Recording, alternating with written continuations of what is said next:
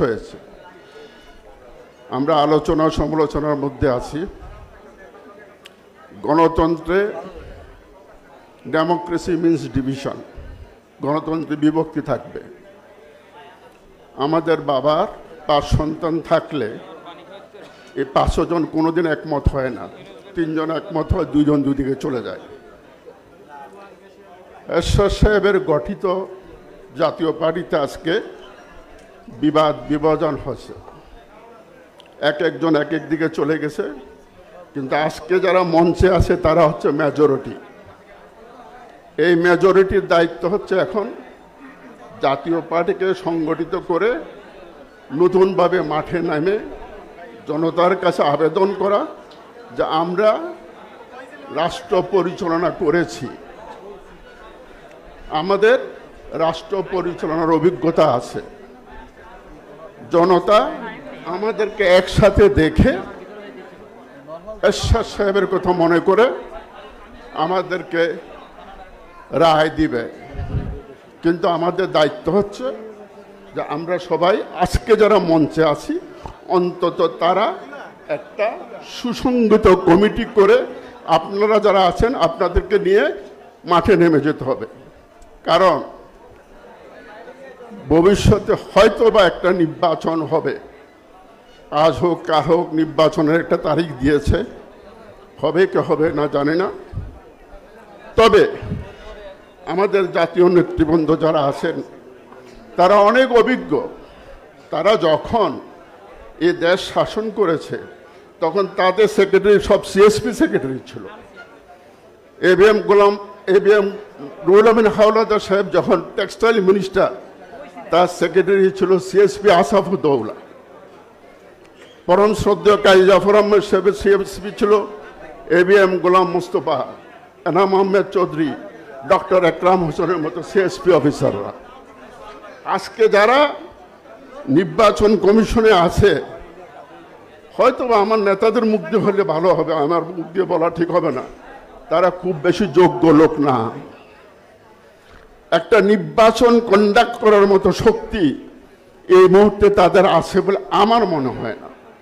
তাই আমি আমার নেতাদের কাছে অনুরোধ করব যে নির্বাচন কমিশনকে আহ্বান করেন, আপনাদেরকে আহ্বান করে আপনাদের অ্যাডভাইস নিতে, তাহলে তারা লাভবান হবে, তাদের ক্ষতি হবে না। আর যদি আপনাদের কথা না শুনে তারা ভুল পথে পা দেয়, ভুল কাজ করে, ভবিষ্যতে বলতে পারবে না আমাদেরকে জোর করে বসাইছিল সেজন্য আমরা নির্বাচন করেছি, ওই কথা বলার সুযোগ হবে না।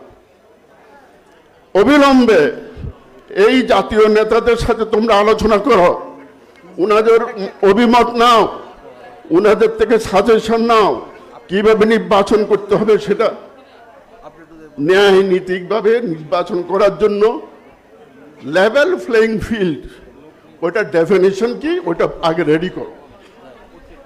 যোগ্য লোকদেরকে এক পাশে রেখে আর কিছু লোকের নিয়ে নির্বাচন করলে সেই নির্বাচন ফ্রি হবে না, একদিন তোমাদেরকে জবাবদিহি করতে হবে। তাই আমাদের উচিত হবে দুইটা কথা বলা। আজকে যারা নেতা আমাদের এখানে বসে আছেন, আপনারা একটা কমিটি করে আপনারা যারা সামনে আছেন আমাদের সবাইকে নিয়ে মাঠে নেমে যেতে হবে, নির্বাচনের জন্য প্রস্তুতি নিতে হবে। অন্যদিকে আপনারা নির্বাচন কমিশনকে কিভাবে গাইড করতে হয় সেটা আপনি নির্বাচন কমিশনকে বলবেন, দুইভাবে সমন্বয় করতে হবে, তারপরে যায় রাজনীতিতে কি হবে সেটা দেখা যাবে। আর সমালোচনা নয়, এখন হচ্ছে দল গঠন করে একসাথে আপনাদেরকে আমাদেরকে সবাইকে নিয়ে মাঠে নেমে যেতে হবে। যারা আসবে না তাদের আর সমালোচনা করে আমাদের দরকার নাই।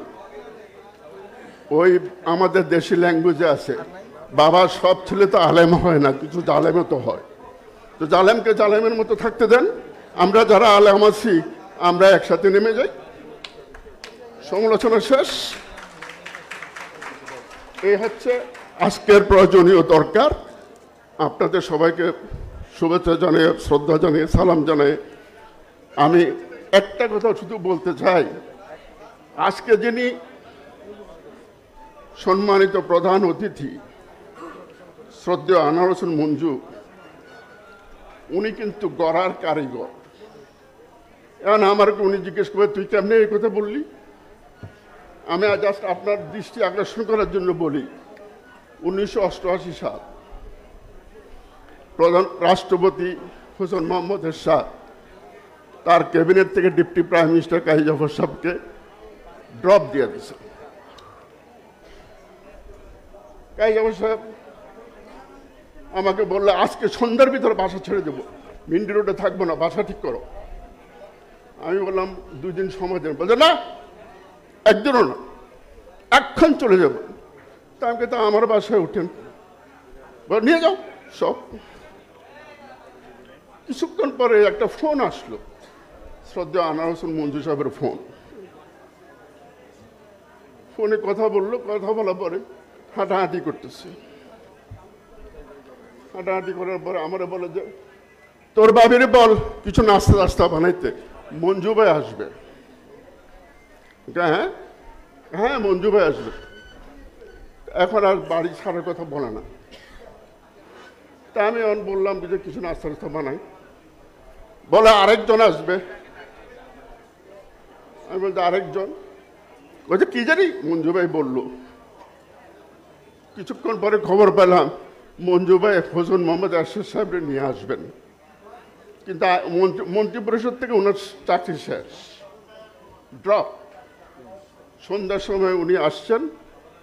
পরে মঞ্জু ভাই এরশাদ সাহেবকে নিয়ে কি বুদ্ধি করছে কে জানে, বাসা ছাড়া যাবে না, বাসায় থাকতে হবে। পরের দিন শুধু গাড়িতে প্লাগ থাকবে না, আপনার অফিস হবে আমার রাষ্ট্রপতি অফিসে। পরবর্তী পর্যায়ে কাজী জাফর সাহেব রাষ্ট্রপতির রাজনৈতিক উপদেষ্টা হলেন এই মঞ্জু ভাই ওষুধে, মঞ্জু ভাইয়ের ওষুধে। তো মঞ্জু ভাই হচ্ছে সে কারিগর। মঞ্জু ভাই চাইলে সমস্ত কিছু গুছিয়ে, আপনারা যারা আছেন, আমরা যারা আছি, আমাদেরকে নিয়ে একটা দল সুন্দরভাবে করে জাতিকে কিছু দিতে পারবে। মঞ্জু ভাইয়ের এই বয়সে আর পাওয়া দেওয়ার কিছু নাই, বহু পাইছে, বহু দিছে। আর বাকিটুকু সময় শুধু আমাদের জন্য, দেশের জন্য, মানুষের জন্য কিছু দেবেন। সাথে আছে আনোয়ার হোসেন মঞ্জু সাহেব।